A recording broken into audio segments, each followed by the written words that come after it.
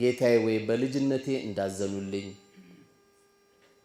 ስሸናባት እንደሸናውባት እንደቻለችኝ ለሊት ተነስቼ ከእንቅልፍ ሳትነሳ ከእንቅልፍ ያስነሳዋት ጡቷን የቧጨርኳት ሰርግ ቤት ልትሄድ ስትል ያስቀረዋት ከለቅሶ ከሚደረገው ማህበራዊ ጉዳይ ያስቀረዋት እናቴ ቀብር ተኝታለች ብሎ እዚህ ጋር 2 ረካ ሰግዶ ዱዓ ሲያደርግላት አልহামዱሊላህ የመርካቶ ሱቅ ይዘጋል አይመለከተ ወራሽ ወስዶታል እዚህ ቤት የተውከው ልጅ ግን ኢላ የውመል ቂያማ ልጅ ባንተዘር እስኪያበቃ ድረስ ቀብር እስኪገቡ ድረስ ሱቅ አልተዘጋም ከዚህ በለጠ ብስራት ምን አለ ቁም ነገሩ 9 መውለድ 1 መውለድ አንዳንዴ ማለ መውለድ አይደለም አላህ የራሱ ህክማ አለው አልহামዱሊላህ 9 ልጅ አለኝ ስትለው 9 ክብሪት ነው የሚሆንብህ በጥሩ ካላሳደክ 9 ስላለ አይደለም አንድ ወንድሜ ደግሞ ተመኝቶ አንድ ልጅ ስላጣ አላህ ፈልጎልህ ነው በልጅ እንዳትቀጣ ስለፈለኩኝ እኔ አንተን ስለፈለኩኝ ብሎ ነው እንጂ አላህ የፈለጉን መንታ ይሰጠዋል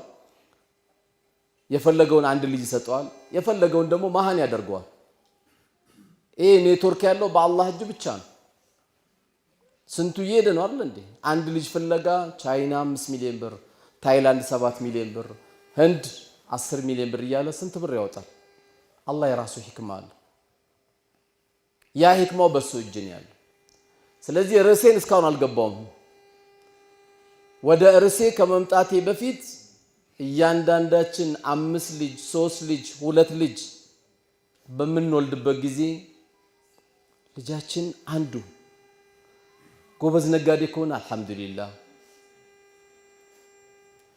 አንዱ የአላህ ቤትን የሚንከባከብ አንዱ ዳዒ የሚሆን እኛ ዳዕዋ እናረግም እንግዲህ የዛሬው የተሰጠኝ ርዕስ አላህ Subhanahu Wa Ta'ala በዱንያ ላይ ማንም ደረጃቸውን የማያወርድባቸው የፈለገ ዱንያ ላይ ታዋቂ የሆነ ሰው እንኳን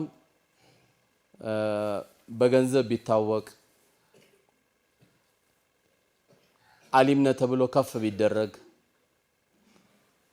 የጠቅላይ ሚኒስቴር አማካሪን እንኳን ቢባል ጠቅላይ ሚኒስቴርም ቢሆን ከዛም በላይ ቢባል ሰው ካለ ደረጃውን ላያገኝ የሚችልበት የዚህ አይነት ደረጃ በዱንያ ላይ አላህ ሰጥቶኛል ብሎ ከፍ ብሎ የማይታይበት አላህ ዱንያ ላይ ከሰጠን ትልቁ ነገር ወላጆቻችን ናቸው በተለያየ አጋጣሚ መልእክቱን ለማድረስ ሞክረናል ቢያንስ በወላጆች ጉዳይ በተለያየ መድረክ ባስተላለፍነው በተለያየ መንገድ ባስተላለፍነው አልহামዱሊላህ ረብል ዓለሚን ወላጆችን በሚመለከት እኛ በሃይማኖታችን እንደዚህ አይነት መልእክትን መስማት አልቻልንም በማለት የሌላው እምነት ተከታይ ያዳምጠው ወደ 24 ሚሊዮን ስለናቶች ተደምጧል አልহামዱሊላህ ይሄ በየትኛውም አጋጣሚ አላህ ይሰማል ካላለ በስተቀር ይሄን ቁጥር ማግኘት የምትችለው አይደለምና አልহামዱሊላህ ሌሎችም ቢሆን ቦርቡሮ ስለ ህይወታችን ያለንበት ነገር ሁሉ የሚነግረን ቢኖር ኢስላም ብቻ ነው አፍንጫችን ይዘን ከምንገባበት ሽንት ቤት አንስቶ እስከምንኖርበት ህይወት ድረስ መመሪያ ያለው ዲን ነው በጣም በሚገርም ሁኔታ አራስ ቤት ለሄደች ለወለደች እህቴ የሚደረግ ዚክር የተለየ ነው ታዚያ ለደረሰበት ወንድሜ የሚደረግ ዚክር የተለየ ነው አዲስ ልብስ እንለብስና አሮጌ ልብስ እንለብስ የሚደረግ ዚክር የተለየ ነው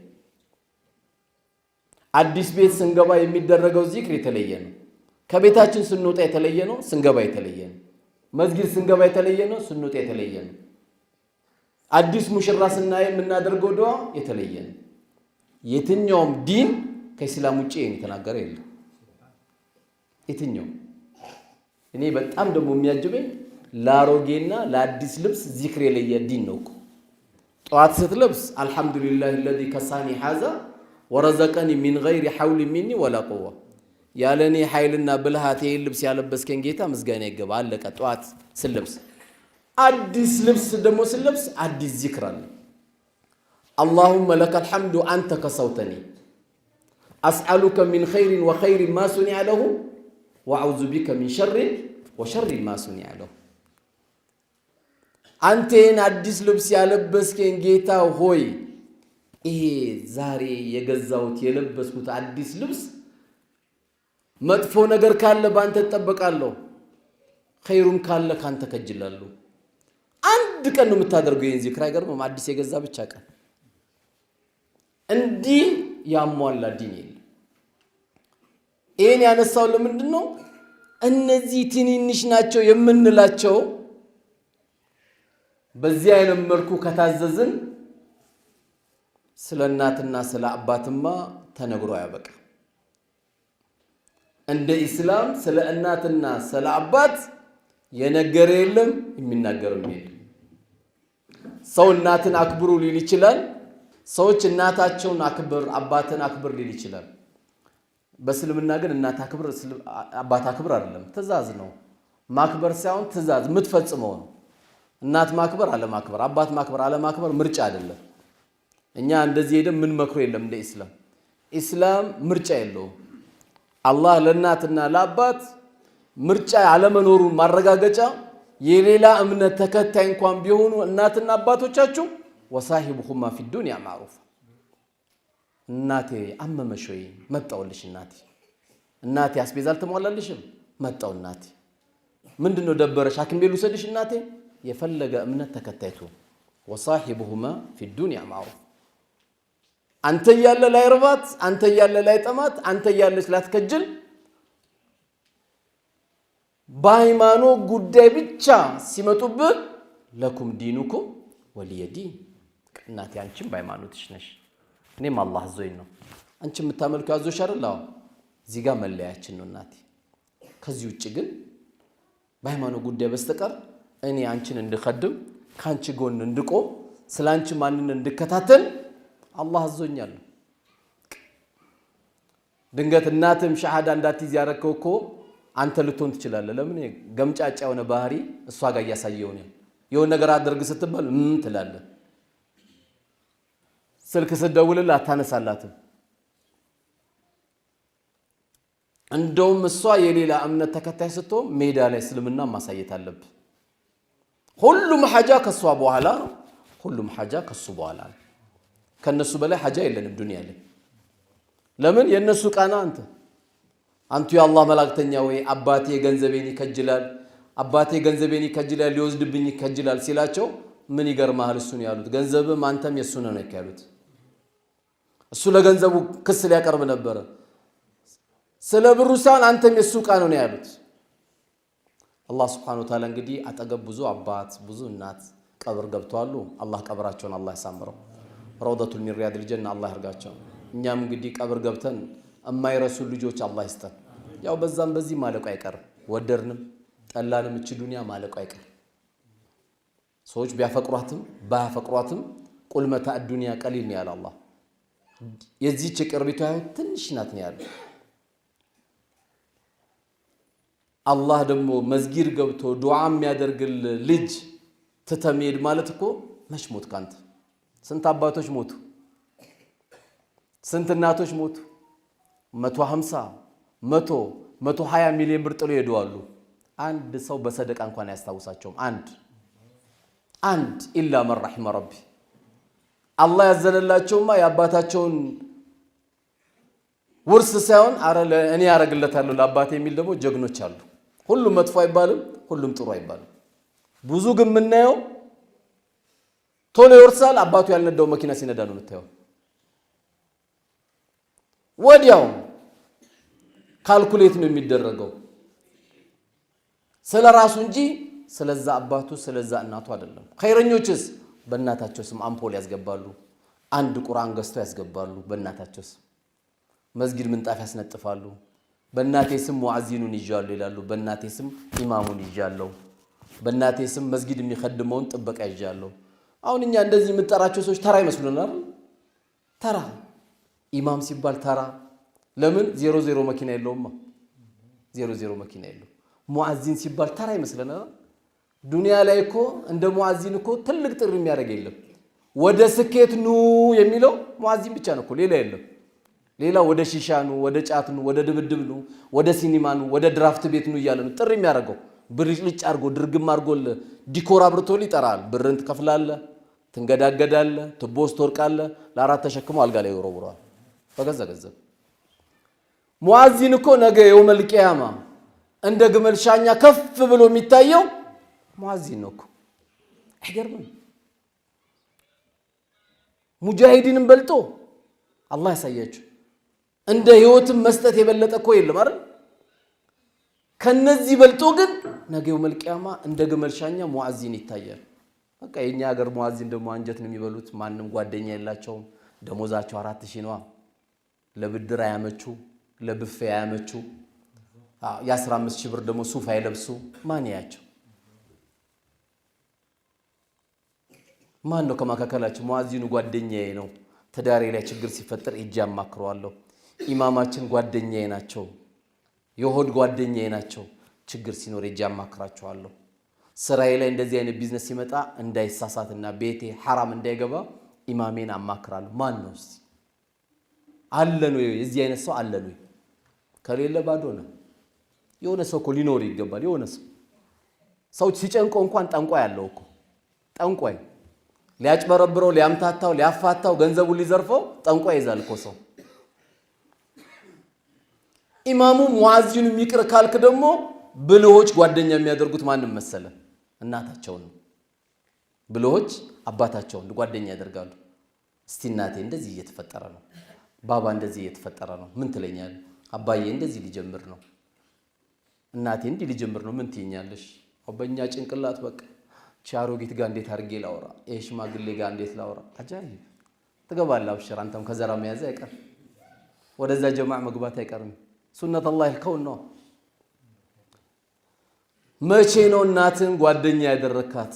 አንዳንድ የሚያሳዝኑኝ ጠቦች አሉ። ምንድነው የተጣላችሁት? አይ እናቷ ጋር ልሂድ ብላኝ እኮ አስቸገረችኝ። በተቃራኒ ደግሞ ምን ትሰማለህ?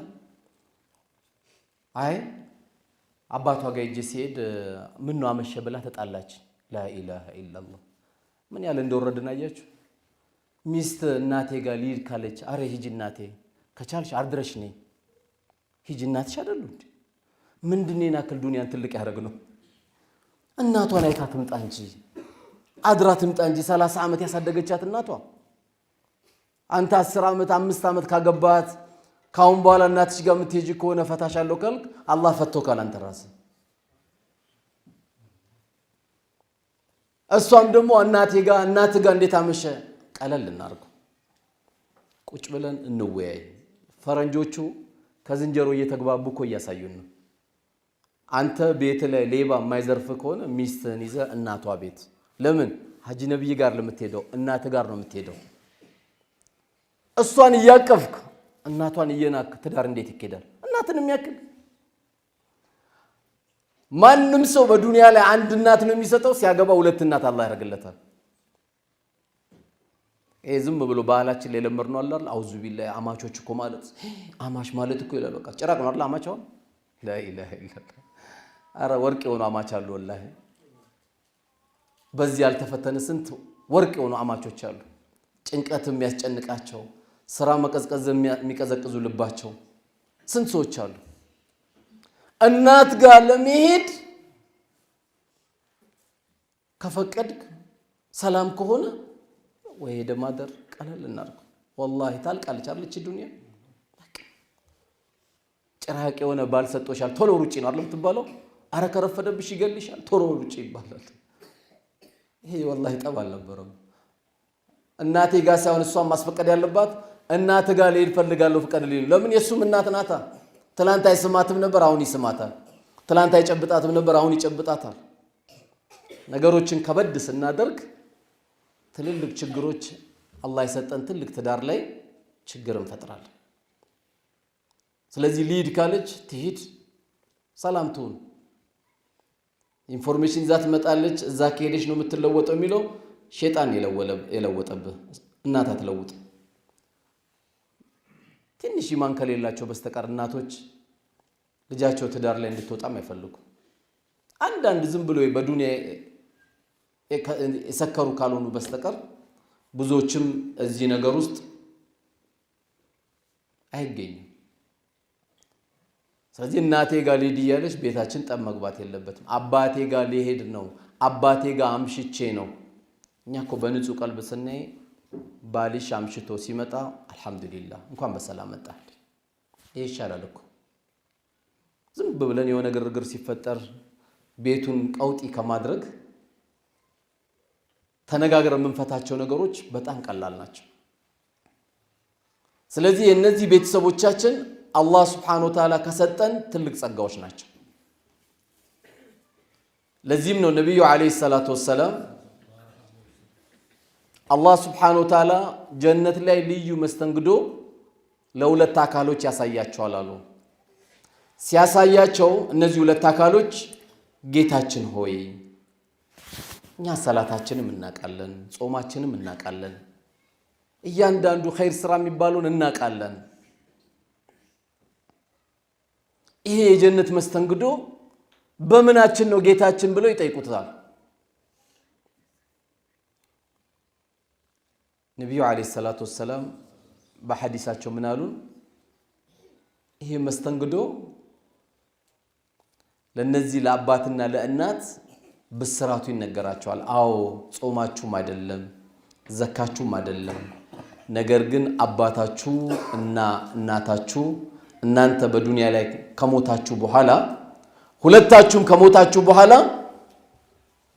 ልጆቻችሁ የቀጠሉላችሁ መልካም ስራ ነው ይባላሉ። የዛሬ 20 ዓመት አባት ሞቶ ከሆነ 20 ዓመት ሙሉ ሱቁ ክፍት ነበር ማለት ነው። አሁንም ከዚህ በኋላ 20 ዓመት የምትቀጥል ከሆነ 40 ዓመት ኸይር ስራ ሁሉ ለነዛ አባትና እናቶች አላህ Subhanahu Wa Ta'ala ያጅሩ ተካፋይ እንዲሆኑ ያደርጋቸዋል።